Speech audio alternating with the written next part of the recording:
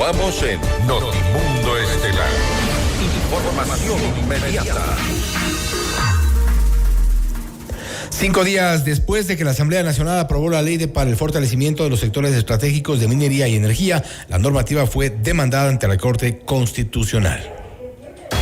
La noticia requiere profundidad. En Notimundo están los protagonistas de la noticia. Damos la bienvenida a los estudios de FM Mundo a la doctora Mariana Yumbay, asambleísta por Pachacutic, para hablar sobre la demanda de inconstitucionalidad en contra de la ley de minería y energía. ¿Cuáles son los puntos que están siendo demandados ante la Corte? Vamos a abordar de inmediato este tema. Doctora, bienvenida. Muy buenas noches, muchas gracias. Un cordial saludo a toda la ciudadanía que nos está siguiendo. Efectivamente, en los últimos días se ha aprobado estas 3 leyes que son totalmente inconstitucionales, entre esos la ley reformatoria al COTAD, también la ley de educación dual que es desastroso, que supuestamente va a beneficiar a los jóvenes, pero no es así. Y la última, la ley de fortalecimiento de los sectores estratégicos. Nosotros, como Pachacutic, hemos presentado ya la demanda de inconstitucionalidad de la ley reformatoria al COTAD, en virtud de que también se violenta varios principios, entre ellos la descentralización, la autonomía política administrativa de los gobiernos seccionales, se violenta el derecho a la consulta prelegislativa, entre otros, y van a ser afectados los grupos de atención prioritario, que de acuerdo a la Constitución se merecen la mayor atención con prioridad y todo lo demás. En ese sentido, hemos ya presentado esa demanda, ahora está en la cancha de la Corte Constitucional, esperemos que cumpla con su labor, que es realizar el control de constitucionalidad. Y hay algunos temas que están sobre los cuales hay expectativa de las resoluciones de la Corte Constitucional. Nuevamente estará en el centro de la atención precisamente por estas leyes aprobadas en la Asamblea Nacional y cuyas demandas de inconstitucionalidad están ya presentadas. Concentrándonos en la ley de minería y energía, ustedes también han señalado que aquí se está eliminando esta obligación de obtener la licencia ambiental, los requisitos ambientales que habitualmente había o que se esperaba que se refuercen en una nueva normativa, no están. Efectivamente, esta ley aprobada violenta igual principios, derechos, entre ellos, por ejemplo, la reforma al artículo 26, termina reemplazando la licencia ambiental que requiere de un proceso mucho más amplio. Se necesita un estudio de impacto ambiental, social, económico, se necesita de una participación ciudadana, un control previo desde el Estado. Todo eso se elimina y se reemplaza con una simple autorización. ¿Eso para qué es? Para facilitar y viabilizar con mucha más agilidad el tema de las actividades extractivas. Se ablandan de alguna forma estos requisitos, porque el hecho de la licencia es distinta a una autorización. Por supuesto. Estos análisis, todas estas autorizaciones,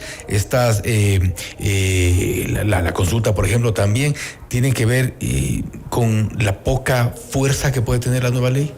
Efectivamente, lo que quieren es beneficiar a los grandes empresarios, entregarles como si fuese, no sé, pues un pase a un concierto. Así es, desafortunadamente. Y imagínense, se establece ahí como uno de los requisitos que el que va a pedir la concesión tiene que presentar una declaración juramentada, tiene que acercarse donde el notario y decir que no voy a perjudicar a ninguna fuente de agua, a la naturaleza, biodiversidad. O sea, ¿dónde se ha visto una declaración juramentada del que va a ser concesionario? O sea, me parece totalmente inaudito.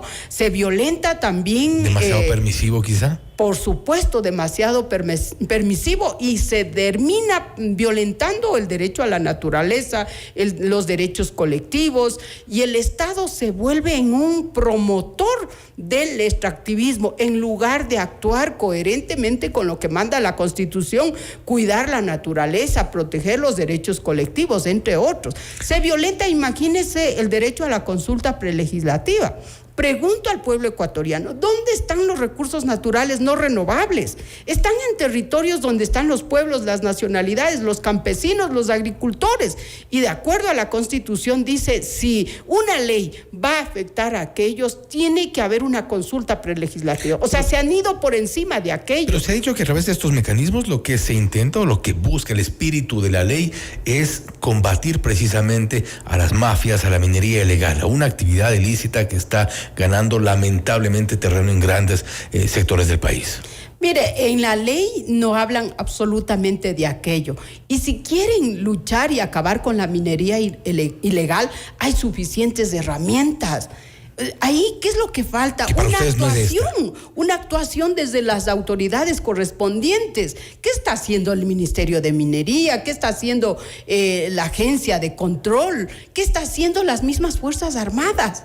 En lugar de cuidar el territorio y garantizar que no inicien las actividades extractivas ilegales, están resguardando los proyectos mineros del sector privado, y con esta ley se fortalece aún más porque se está diciendo que los elementos de las Fuerzas Armadas se conviertan casi en guardianes de las iniciativas y las empresas privadas. Eso no puede ser, no es coherente con el espíritu ni de la Constitución de la República, lo cierto. Dicen que había también, o sea, que hay ciertos intereses de la minería artesanal que en algunos casos se mimetiza con las actividades de minería ilegal, que están en contra de la minería a gran escala, que tiene sus normas, que tiene sus registros, que tiene sus protocolos, incluso en el ámbito ambiental. ¿Esto no ocurre con esta ley? Definitivamente, nada de lo que debería contemplar, quizás como el título habla, ¿no?, del fortalecimiento de los sectores estratégicos, no apunta a aquello. Lo que les interesa es, como acabo de señalar, entregar con mayor facilidad a las manos privadas toda el extractivismo, incluso la energía eléctrica, porque se habla también de la concesión al sector privado en la generación, distribución, administración de la energía eléctrica. En ese marco es totalmente atentatoria a los derechos constitucionales. Se termina sobreponiendo estos intereses de un grupo minúsculo, porque no todo el pueblo ecuatoriano se dedica a hacer actividades extractivas, son pocos. Se prioriza a los intereses de ese grupo en contraposición de los intereses de la mayoría del pueblo ecuatoriano, porque yo pregunto, se ha venido haciendo actividades extractivas, mineras, petroleras. ¿Qué es lo que ha quedado para el pueblo, para el que vive allá en territorio?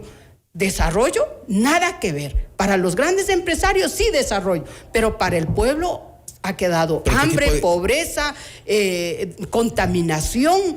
Imagínese, ahora, yo soy de la provincia de Bolívar. En el cantón Las Naves han iniciado ya un proceso de explotación con la empresa Curimaini, donde está el grupo Novis, entre otros, imagínese. Y ahí están destruyendo una montaña que era llena de biodiversidad. Y abajo, ¿quiénes están siendo perjudicados? La población que se dedicaba a producir la tierra y de paso el agua que consumen para abajo. ¿Qué tipo de salvaguardias cree usted que podrían establecerse para que precisamente tengan este tipo de beneficios que se ha dicho deberían tener las comunidades cercanas, las comunidades que son directamente impactadas con la actividad minera? A ver, nosotros, de hecho, yo presenté varias observaciones y propuestas. Uno de ellos es que en esta norma, no se acogen. Hasta ahora se han aprobado, mire, casi más de 9 leyes denominadas de urgencia económica. En ninguna de esas iniciativas se han recogido propuestas ni observaciones de los asambleístas que nos dicen que estamos en el lado contrario. Nosotros hemos advertido de la inconstitucionalidad de la Ley de Solidaridad Nacional, de la Ley de Inteligencia, de la Ley de Integridad, que la Corte Constitucional ya las expulsó, y del resto de normativas. Sin embargo, no hay un debate, no hay una verdadera participación. Y en esa propuesta nosotros decíamos, ¿dónde está el derecho a la consulta previa, libre, informada? Aquí está ausente, no hay. ¿Dónde está la consulta prelegislativa? O sea, hubiésemos querido que se garantice la consulta prelegislativa, que se establezca la consulta previa, libre, informada, para que sean los pueblos los que digan cómo nos va a afectar, pero previo a ese proceso de consulta deben dotar de estudios de impacto ambiental, social, económico. La consulta previa, libre, informada. Lamentablemente no tenemos una experiencia efectiva aquí en el país. ¿Por qué? No porque no hay una ley. ¿Qué obedece eso? Porque no hay una ley. No hay una ley. Hay ciertos parámetros que la Corte Constitucional ecuatoriana, pero la Corte Interamericana de Derechos Humanos ha resuelto en el caso Sarayaku y ha desarrollado algunos estándares sobre cómo se debe llevar una consulta previa, libre, informada, de manera seria, respetuosa, pero aquí no se ha respetado aquellos estándares. Pero ¿cómo esperar que haya seriedad en ese sentido, tomando en cuenta que cuando se ha acudido, cuando han comenzado este tipo de proyectos, hay gente de la comunidad que tiene criterios distintos respecto a los mismos proyectos?